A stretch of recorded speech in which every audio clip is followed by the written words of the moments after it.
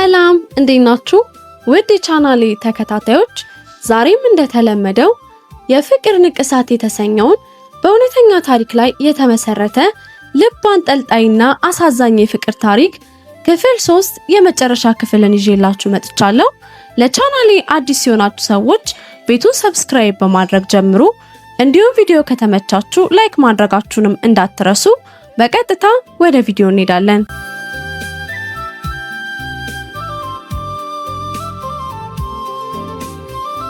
በእውነተኛ ታሪክ ላይ የተመሰረተ ልብ አንጠልጣይና አሳዛኝ የፍቅር ታሪክ የፍቅር ንቅሳት የመጨረሻ ክፍል። ሁሉንም ፎቶዎች በቅርጽ ከቆራረጥኳቸው በኋላ ያዘጋጀሁት ማስታወሻ ደብተር ላይ ለጠፍኳቸው። የቀረ ቦታ ላይ የፍቅር ጥቅሶችን በመጻፍ የተለያዩ ስዕሎችን በመሳልና ለየት ያሉ ጽሑፎችን በመጻፍ ደብተሩን በደንብ ካስዋብኩት በኋላ ከጀርባው የቀረው ቦታ ላይ ከተዋወቅን ጀምሮ ያሳለፍነውን የማይረሳ ጊዜ ጽፌ ካሰብኩት ቀን ቀድሜ ጨረስኩኝ። ምንም እንኳን ከነሮቢ ቤት ብንወጣም አንድ ቀንም እንኳን ርቀታችን እንዲሰማኝ አያደርግም ነበር። በቻለ ሁሉ አጋጣሚ ያገኘኛል። በስልክ የምናወራበትም ሰዓትም በጣም ብዙ ስለሆነ ሁለታችንም አብረን ያለን ያህል ነበር የሚሰማን። ግን ከኔና ከሱ ችግር ፍቅር የያዘው ይመስል ሁሌም አብሮን ነው። ጥቅምት ወር መጨረሻ አካባቢ እኔ ስልኬን ትምህርት ቤት ተሰረኩኝ። ያው ስልኬ ለኔ ስልክ ብቻ አልነበረም፣ ሮቢ አጠገቤ እንዳለ እንዳስብ የምታደርገኝ ትልቅ ኃይልም ነበራት። ነገር ግን እናቴ ሁሉንም ነገር ስለምታውቅ በሷ ስልክ መደዋወል ጀመርን። መቼም ከምንም ይሻላል።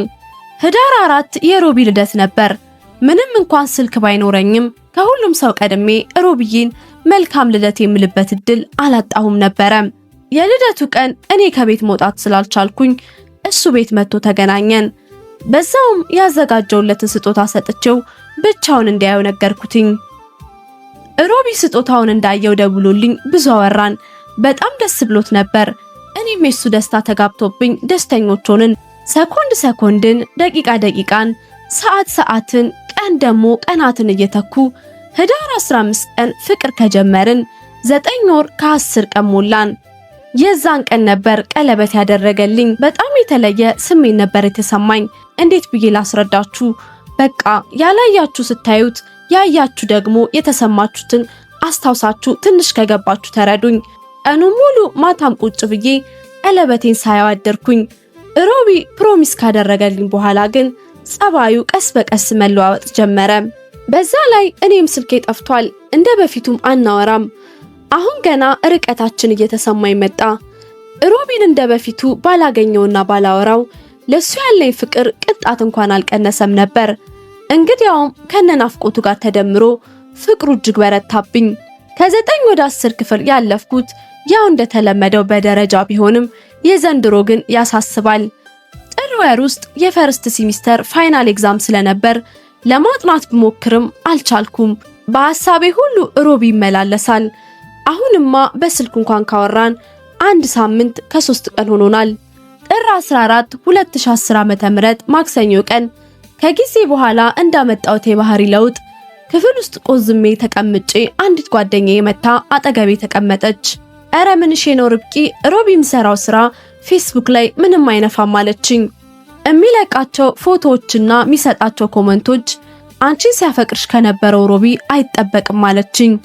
ለራሴ ግራ ገብቶኝ ብቻዬን እያወራው መሄድ ነበር የቀረኝ። እሷ እንደዛ ብላኝ አዞረችብኝ። ግን ለሮቢ ያለኝ እምነት እንዲህ በቀላሉ የሚበገርም አልነበረም። በሮቢ አካውንት ሌላ ሰው እየተጠቀመ ይሆናል አልኳትኝ። እሺ ራስሽ አይተሽ ፍረጂ ብላኝ ከእናቱ ጋር ሆኖ የለቀቀው ፎቶ ላይ የሰጠችውን ኮመንት አሳየችኝ። ልጅቷ እኛ ትምህርት ቤት ናት። ስለኛ ግንኙነትም በደንብ ነው የምታውቀው። የሰጠችው ኮመንት የኔ ብቻ ነበር የሚለው። የድንጋጤ የፌስ ሳክ እየሳኩኝ ወዲያውኑ እሱ መልሶ የሰጣትን ለማየት ከፈትኩት። የሱ ብሶ ቁጭ አለ። ፍቅሬ፣ ህይወቴ፣ እናቴ ነበር የሚለው። ስልኩን ለቅቄው እየተንቀጠቀጥኩኝ አይ ይሄ ውሸት ነው እሱ አይደለም እያልኩኝ ጮክ ብዬ ማልቀስ ጀመርኩኝ። በዚህ ጊዜ አጠገቤ ተቀምጣ ዞራ ስታወራ የነበረችው የልብ ጓደኛዬ የነገረችኝ ልጅ ላይ እንዴት ከፈተና በፊት ትነግራታለሽ እያለች ጮኸችባት። ስለዚህ እውነት ነው እያልኩኝ ለራሴ የተቀመጥኩበት ወንበር ላይ ተቀምጬ መንሰቅሰቅ ጀመርኩኝ። በቃ ርብቃ ማወቅሽ ካልቀረ ሁሉንም እነግርሻለሁ አለችኝ። ጓደኛዬ እኔም እጇን ጥብቅ አድርጌ ይዣት አለቀስኩኝ። ውሸት እንደሆነ ብቻ ንገሪኝ አልኳትኝ በሚለማመጥ ድምፅ። በሰዓቱ የነበረን ፍሪ ፔሪድ አልቆ አስተማሪ እየገባ ስለነበር አሟት ነው ብላ ከክፍሉ ይዛኝ ወጣች። ግቢ ውስጥ ምሳ ለመብላት የምንቀመጥበት ቦታ ሄድና ተቀመጥን። ምትነግረኝ ነገር ሮቢን እንደሚያሳጣኝ ስለማውቅ ንገሪኝ ብዬ መጠየቅ ፈራሁኝ። ለብዙ ደቂቃዎች ከኔ ለቅሶ ውጪ ሌላ ድምፅ አይሰማም። ከቆይታ በኋላ በረጅሙ ተንፍሳ መናገር ጀመረች። ርብቃ ብዙ ጊዜ ሆኖታል፣ ቢያንስ ወር ከምናምን። ግን አንቺ ሮቢን ከምታፈቅሪው ይልቅ ሁሌ የምትነግሪኝ እንደምታምኙ ነው። ስለዚህ ሁላችንም ልንነግርሽ አልደፈርንም። በመሃል አቋርጫት አሁንም ቢሆን አምነዋለሁ ምትሉኝን አላምንም አልኳት። ባታምኝኝም ልነግርሽ ይገባል ብላ ንግግሯን ቀጠለች። የጓደኛዬ ብዬ የነገርኩሽ ታሪክ ሁሉ ያንቺ ነው አለችኝ። እንዴት ያስቃል! ለካ የራሴን ጉድ ነበር ምክር ስሰጥበት የቆየሁትኝ። ሁሌ ክፍል በመጣች ቁጥር ቅድስት እኮ አብርሽ እንደዚህ አድርጓት እያለች የራሴን ታሪክ ትነግረኛለች። አንቺ ብትሆኚ ምን ታደርጊ ነበር እያለች ስለምጠይቀኝ እኔም ራሴን በቦታው አድርጌ እያሰብኩ ነግራታለሁ። የነገረችኝ ታሪክ አብርሽ ቅድስትን ሳያዋራትም ሳያገኛትም እነሱ ትምህርት ቤት የምትማሯን ልጅ ግን ሁሌ ጧት ትምህርት ቤት ይሸኛታል እና ቴሌግራም ፕሮፋይሉ የልጅቷን ፎቶ ነበር እየቀያየረ የሚያደርገው። ቅድስት ግን ይህንን አታውቅም።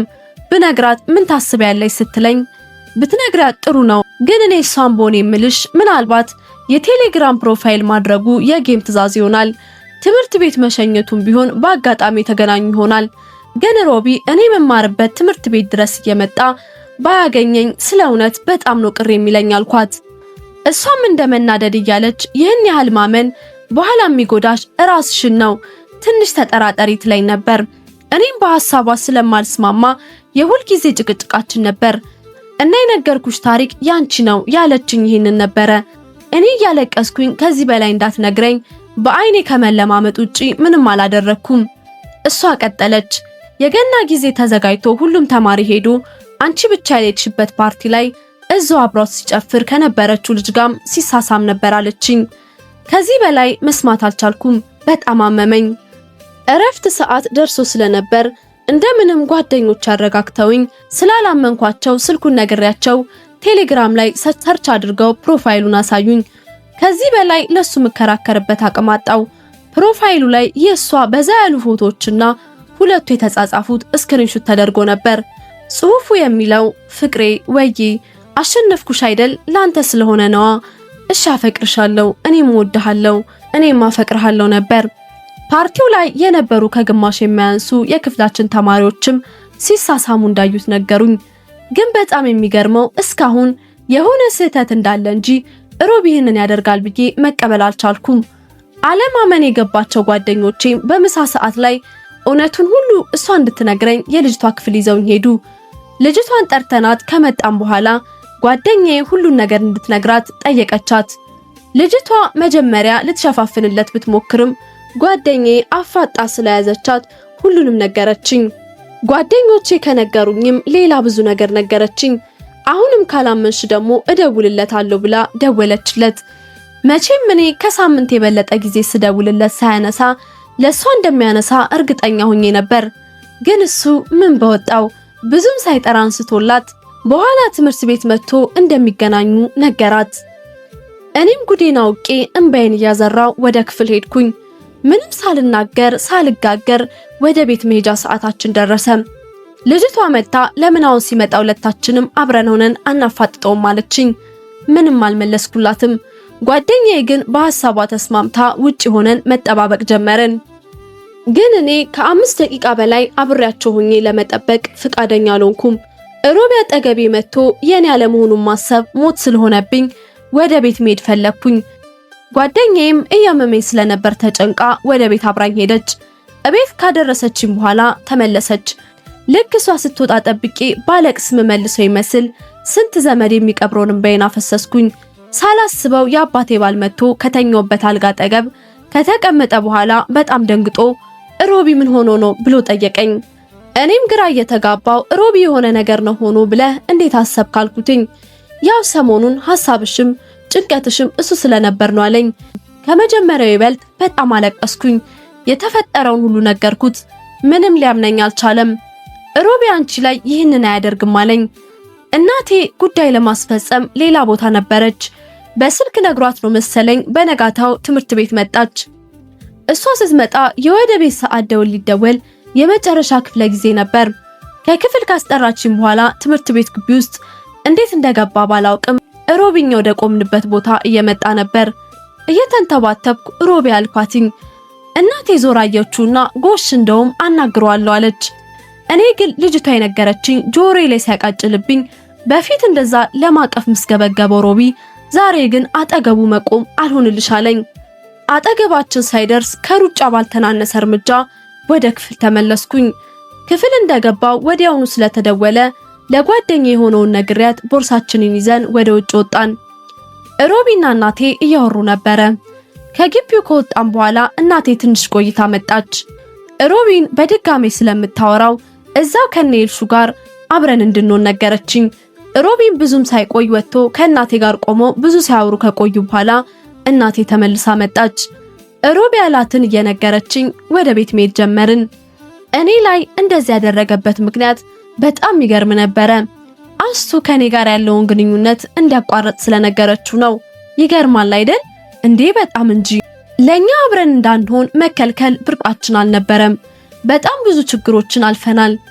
ፍቅራችንን ማንም እንዳይንደው አጠንክረነው ነበር።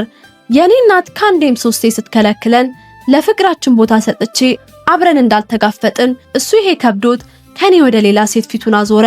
ከዛ በኋላ ሮቢ ሊያገኘኝም ሆነ ሊያወራኝም ምንም አልሞከረም ነበር። እንግዲያውም ይባስ ብሎ ለኔ ስሜት ምንም ሳይጨነቅ ፍቅሬ ምን እያለ ከልጅቷ ጋር የሚነሱት ፎቶ ፌስቡክ ላይ በጣም በብዛት መልቀቅ ጀመረ። ከዛ በኋላ የነበሩት በወራት የሚቆጠሩ ወራቶች ለኔ እጅግ በጣም አስቸጋሪና አሳሳቢ ነበሩ። በአባቴና በእናቴ በተለያዩ ሰዎች ምክር ወደ ራሴ መመለስ ጀመርኩኝ። የሀገር ምድሩን ያስቀናና ምሳሌ የነበረው ፍቅር ዛሬ ሰብሳቢ አጥቶ ተበትኗል። ሮቢን ከማንም ይበልጥ ማመኔ በብዙ ነገሮች ተጎዳሁኝ።